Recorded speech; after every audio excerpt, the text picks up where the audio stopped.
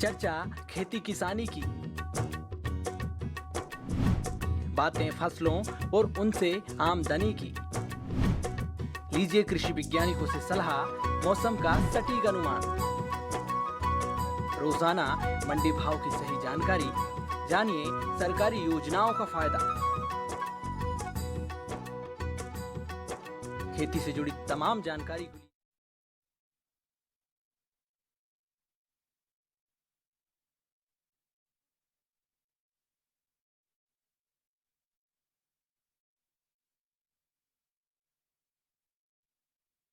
के लिए पांच कहेंगे ना, अच्छा है फोटो के साथ यही होता है।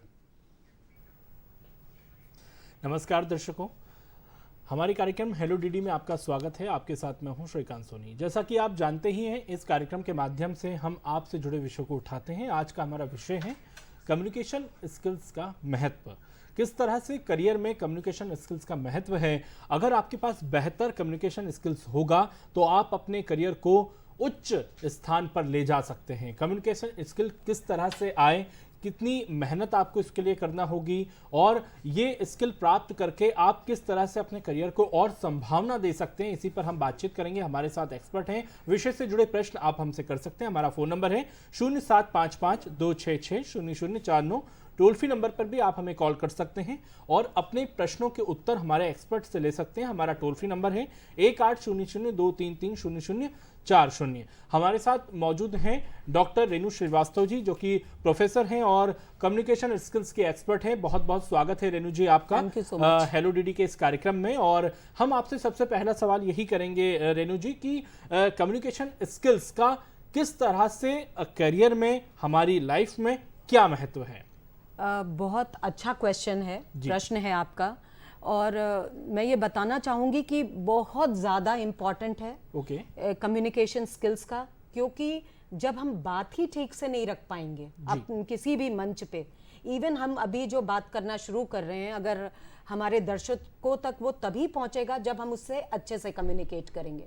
तो ये हर फील्ड के लिए इम्पॉर्टेंट है, चाहे वो कोई डॉक्टर हो, कोई इंजीनियर हो, कोई स्टूडेंट हो, HR हो, उन लोगों के लिए teachers, every community, every place it is important. So it is absolutely important. Communication is working at it. तो जी रेणु जी, करियर में अगर हम देखें कम्युनिकेशन स्किल्स किस तरह से बेहतर हो, क्योंकि जैसा कि आपने कहा कि स्टूडेंट के लिए तो ज़्यादा फोकस करने की अब ज़रूरत है, क्योंकि जो समय चल रहा है उसमें अगर आपका बेहतर कम्युनिकेशन स्किल्स होगा तो आप आगे बढ़ पाएंगे, ग्रो कर पाएंगे खुद को। तो किस तरह से आप हमारे स्टूडेंट को, दर्शकों को ये समझाएंगी।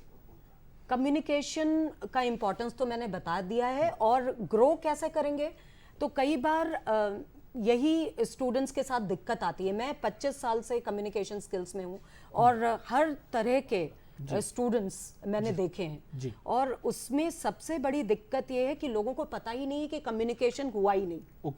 तो वेरी इंपॉर्टेंट पहली बात तो आप जो बोल रहे हैं किस लेवल के लिए है, किन के लिए है और किस तरह से आप बोलना चाहते हैं, दैट इज वेरी इंपॉर्टेंट। और वो ही नहीं होता है तो उसके लिए जरूरी है कि आप जिस भी फोरम पर हैं उसके पहले अच्छे से टॉपिक की तैयारी करें।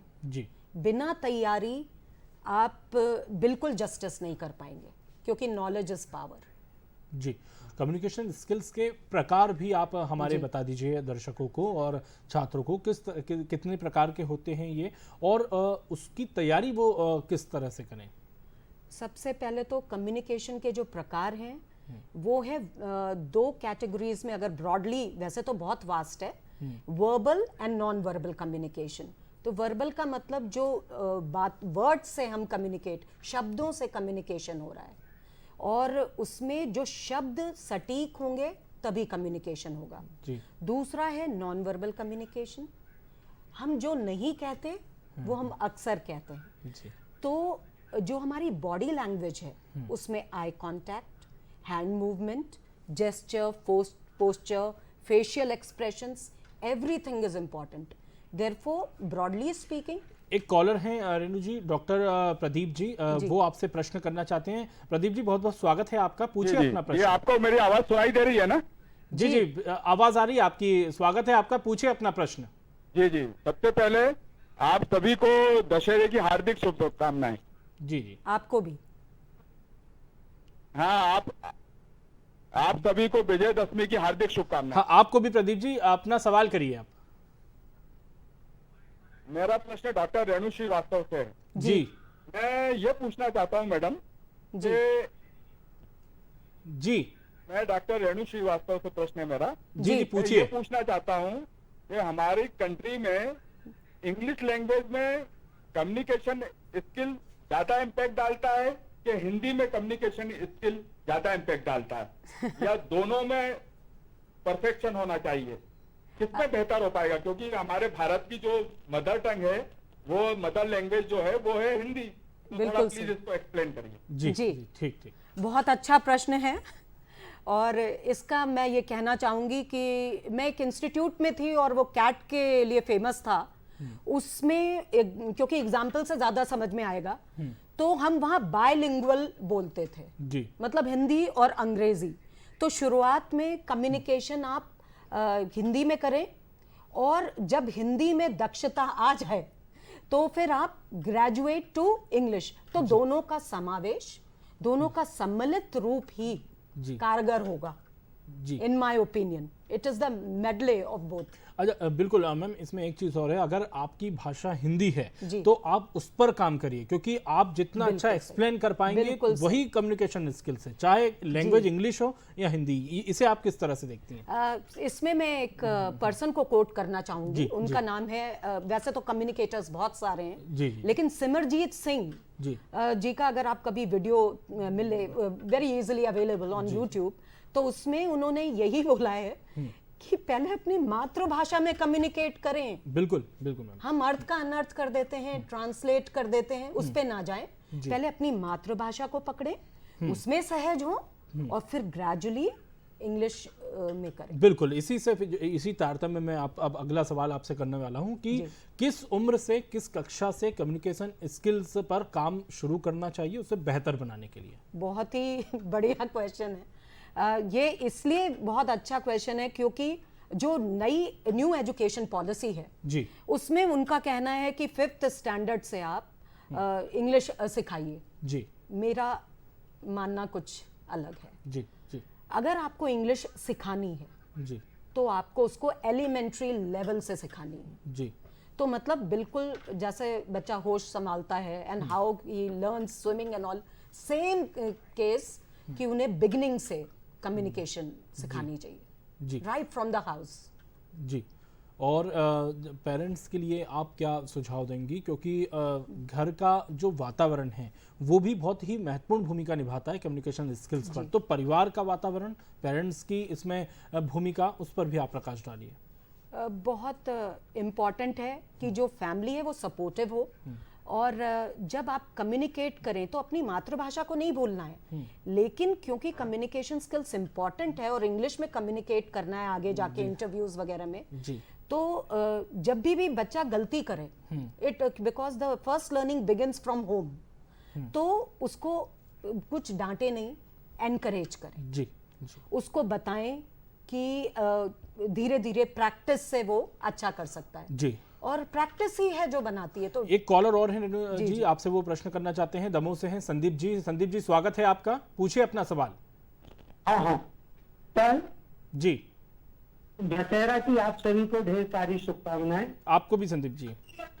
हाँ हाँ सवाल श्रीकांत पूछिए सोनी जी। सर जी और मैडम डॉक्टर रेणु श्रीवास्तव जी, आप सभी को दशहरा की बहुत सारी ढेर सारी शुभकामनाएं। आपको भी। जी जी जी सर, मेरा ये कहना है जी। कि वर्तमान परिवेश में संवाद की भूमिका परिवार में, बिजनेस में या सोशल लाइफ में किस प्रकार से होना चाहिए?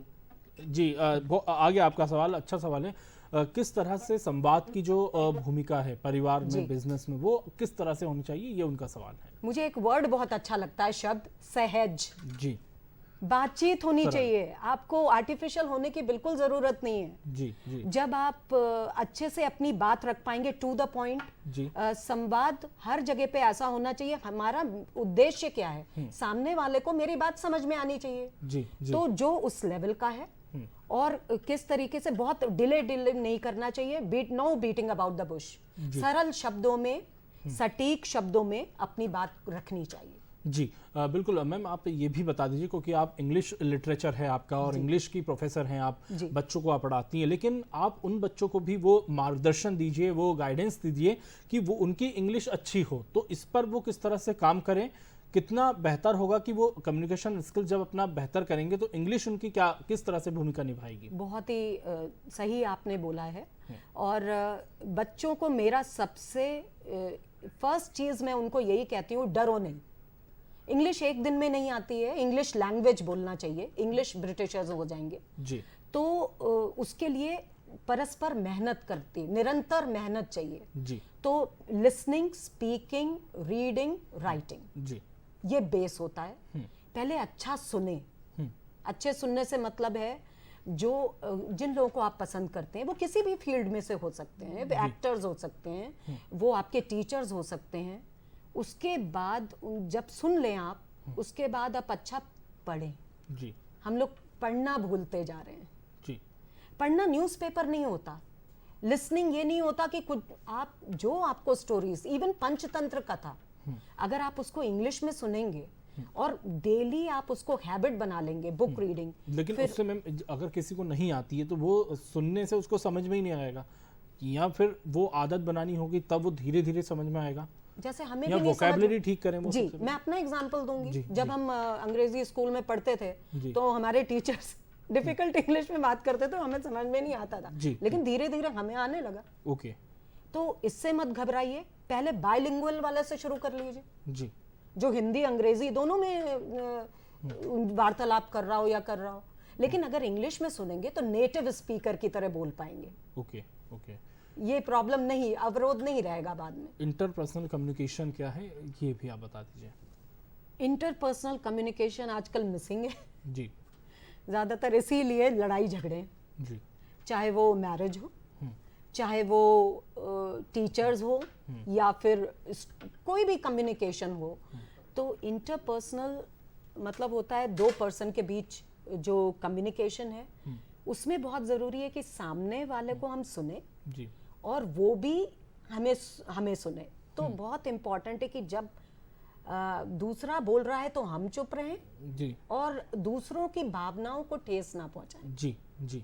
जो हमें कहना है उससे इम्पॉर्टेंट है। जैसे अभी दर्शकों की क्या उनको क्या समझ में आता है कम्युनिकेशन से, जी। ये ज़्यादा इम्पॉर्टेंट है।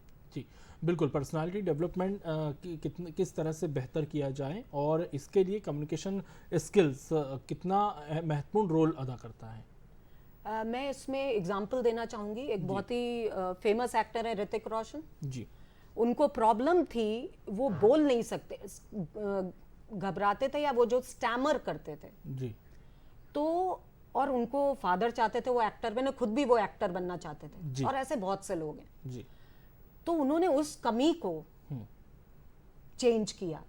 तो पर्सनालिटी आप, और वो शुरू में कुछ भी नहीं थे, उनको बड़ा असहज लगता था। और जितने भी लोग हैं उनको भी मैं यही कहूंगी कि पर्सनालिटी क्या है, पर्सोना, मकोटा, मास्क, लेकिन हमें मास्क नहीं पहनना है। जी। हमें अपनी पर्सनालिटी की वो सेकंड नेचर बनाना है इंग्लिश लैंग्वेज को। जी। तो वो प्रैक्टिस से आता है। और पर्सनालिटी ऐसा ना लगे कि एकदम से हमें कुछ करना है। जी। सहज, जी। Normal, be normal, that is it will add to your personality by and by. Okay. इसके लिए कुछ एक्टिविटी आप बताएंगे छात्रों को, दर्शकों को? यस, एक्टिविटी बहुत ये इजी है। आप वीडियोस देखिए, क्योंकि जो भी विजुअल और ऑडियो विजुअल कम्युनिकेशन होता है, जैसे डिजी क्लास है, डिजिटल क्लास, डिजिटल क्लास का ज़माना है। तो मैं अगर बता रही हूँ कि भाई ये है मर्चेंट ऑफ वेनिस, अब उसको वेनिस कभी देखा नहीं, उसने वो फ्लोरा फोना देखा नहीं जी। जो फ्लावर्स हैं या वो हैं, अगर उनसे हम एक कॉलर है दमोह से, कल्पना जैन जी, वो आपसे प्रश्न करना चाहती हैं। मैम कल्पना जी, स्वागत है आपका, पूछिए अपना सवाल। हाँ मैम, नमस्ते। नमस्ते। मैम, मेरा क्वेश्चन ये है कि पेरेंट्स और बच्चों में जनरेशन गैप तो होता है, और विचारधारा भी दोनों की चेंज रहती है, तो फिर उसके लिए कल्पना अपन जी, कैसे तालमेल में कल्पना ढाल जी, आपका सकते जो प्रश्न है वो आप वापस करिए, आपकी वॉइस आवाज कट के आ रही है। हैं? विचारधारा भी दोनों की चेंज रहती है, तो उसके लिए अपन कैसे तालमेल में ढाल सकते हैं? या आप अपने टीवी का वॉल्यूम कम मेरा करें, कहना उसके ये बाद है आप कि प्रश्न करें। पेरेंट्स में और बच्चों में इस जनरेशन गैप हो जाता है, जी जी जी उसकी विचारधारा भी चेंज रहती है, बच्चों की विचारधारा पेरेंट्स से सोचने का तरीका अलग अलग होता है। जी तो दोनों के विचार का तालमेल कैसे बिठाया जाए कि दोनों पेरेंट्स बच्चों की बात समझे, बच्चे पेरेंट्स की बात समझें? उस जी। गैप को किस तरह से दूर जी, करें ये- और कम्युनिकेशन स्किल्स कैसे बेहतर हो दोनों के बीच का। तालमेल कैसे बिठाया? ठीक है, आगे आपका सवाल। जी सामंजस्य। जी जी जी तो ये आज की सबकी दुविधा है और प्रॉब्लम है। उसमें ये कि हम बच्चे को समझते हैं कि उसे आता ही नहीं है, जबकि हम बोलते हैं child is the father of man, मतलब उसको आता है, बस निकालने की जरूरत है। तो सबसे पहले बच्चे को भी सुने, जी क्योंकि लिसनिंग, पहले लिसनर आप अच्छे बनेंगे। पेरेंट्स के साथ ये है कि उन्हें लगता है कि जो उन्हें नहीं मिला या उनका कम्युनिकेशन स्किल अच्छा नहीं है, कहीं से देख लिया तो वो एक्सपेक्टेशन है, तो उनको पहले बच्चे को भी सुनना चाहिए। और जी। तालमेल बिठाने का सबसे अच्छा तरीका है सुनना, और उसमें बच्चे को अपनी बात को बड़े अच्छे तरीके से बताना कि वो ले। तो उसका तरीका है कि अगर उसका मन नहीं लगता है सिर्फ लिसन करने में, तो उसको किसी इनडायरेक्ट वे में रीडिंग की तरफ कर दें, या कोई मूवीज हैं जो कम्युनिकेशन पे बेस्ड हैं। तो तालमेल बिठाने के लिए कि वो कम्युनिकेशन अच्छा कर पाए, सबसे पहले तो बॉन्डिंग अच्छी होनी पड़ेगी, अंडरस्टैंडिंग। जी एक चीज़ और है मैम, हेजिटेशन, जी। ये कहीं ना कहीं कारण बनता है, आपको पीछे ले जाता है। तो इसको किस तरह से दूर करें, क्योंकि कई बार चीज़ें बच्चों को आती है, लोगों को आती है, लेकिन वो एक शर्म है, हेजिटेशन है, वो खुल के एक्सप्रेस नहीं कर पाते। तो उसे आप किस तरह से गाइडेंस करेंगे कि वो कैसे दूर करें? जो उनका डर होता जी। है, हेजिटेशन का कारण है डर। ओके तो डर दूर कर दीजिए कि कोई हमारी हंसी उड़ाएगा। दुनिया के जितने भी बेस्ट कम्युनिकेटर्स हैं, इनका एग्जांपल लूंगी जिनकी मैं बहुत इज्जत करती हूँ, GB Shaw, George Bernard Shaw, Nobel prize मिला था जिसका मनी उन्होंने लिटरेचर को डोनेट कर दिया था। ओके तो उन्होंने ये बोला था कि जो जिंदगी भर जो कम्युनिकेशन है जी वो अपने आप शुरुआत से नहीं आ जाता, जी गलतियां होती हैं, होने दीजिए। जी हेजिटेशन किस बात का, चार लोग क्या कहेंगे जी जब आप अच्छा बोलने लगेंगे। शुरू में जीबी शॉप पे टमाटर वगैरह ये सब थ्रोन हुए जाते थे, जी। But later on he became the best. जी तो मेरा कहना ये है, बिल्कुल घबराइए नहीं, जब तक मिस्टेक नहीं करेंगे सीखेंगे नहीं, लेकिन मिस्टेक से सीखिए जरूर। जी और कॉन्फिडेंट किस तरह से आए, उसे किस तरह से डेवलप किया जाए, वो भी आप बताइए।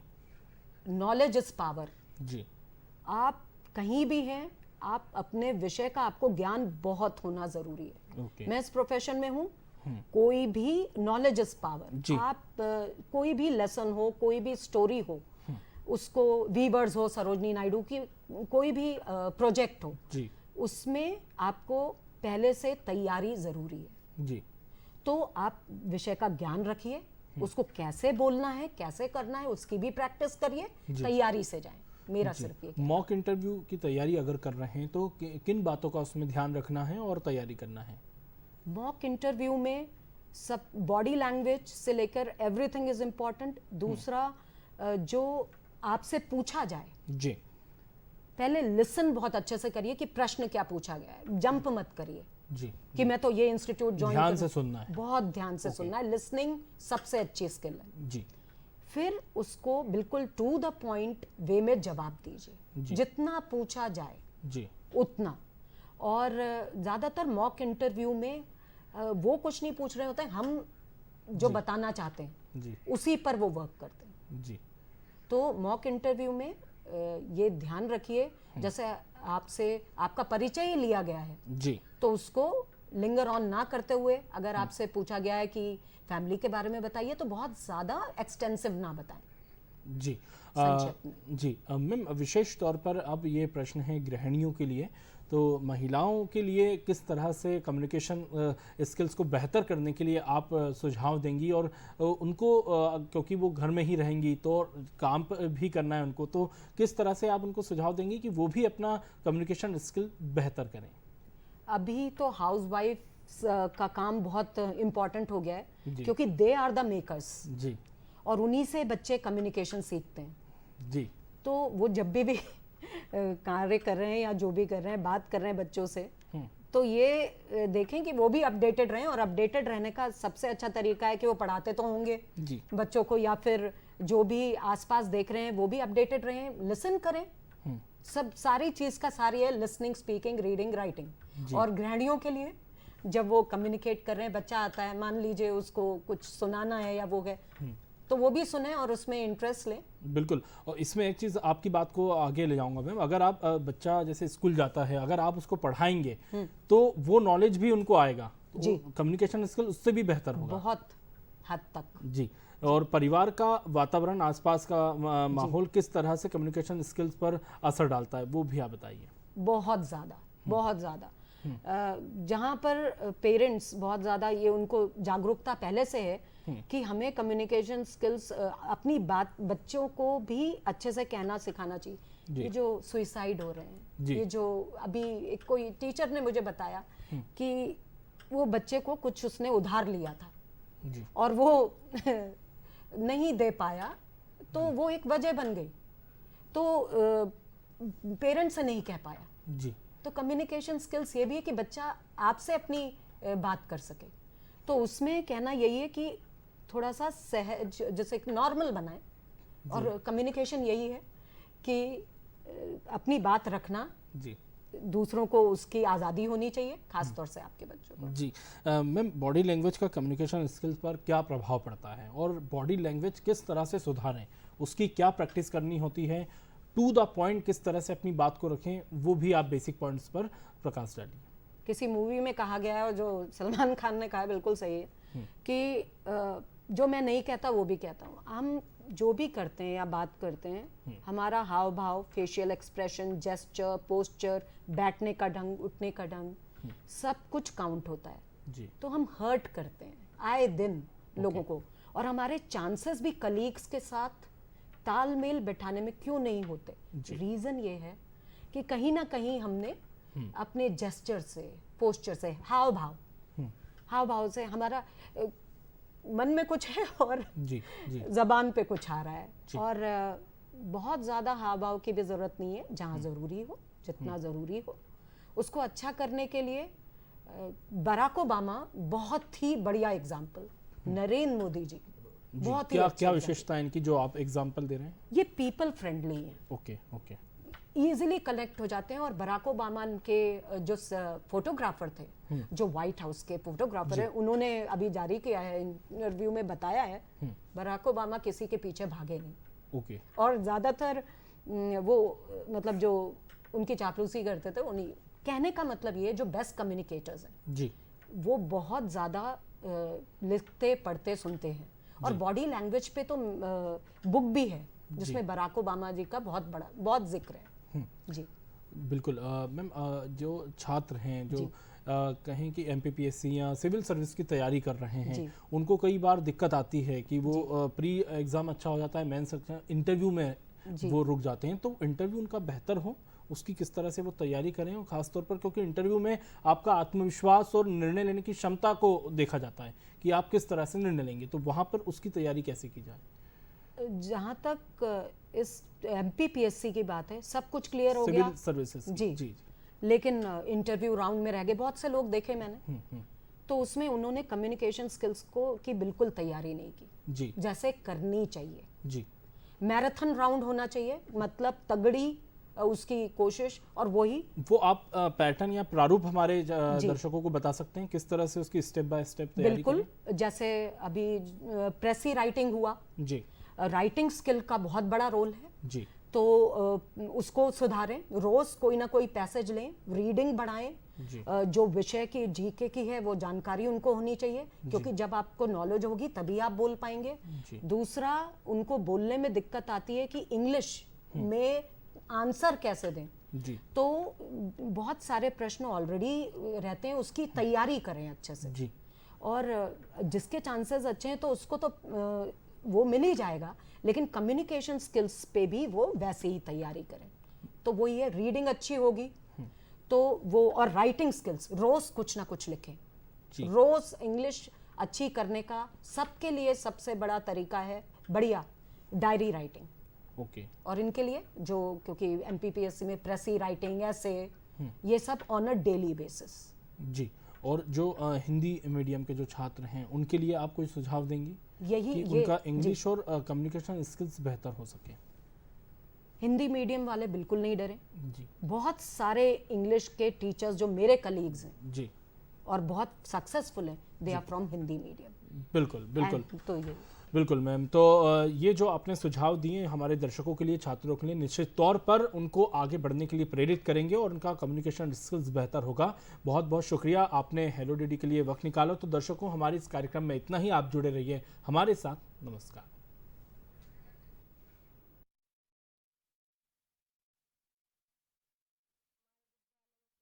प्रतियोगिता हुई जिसमें मैंने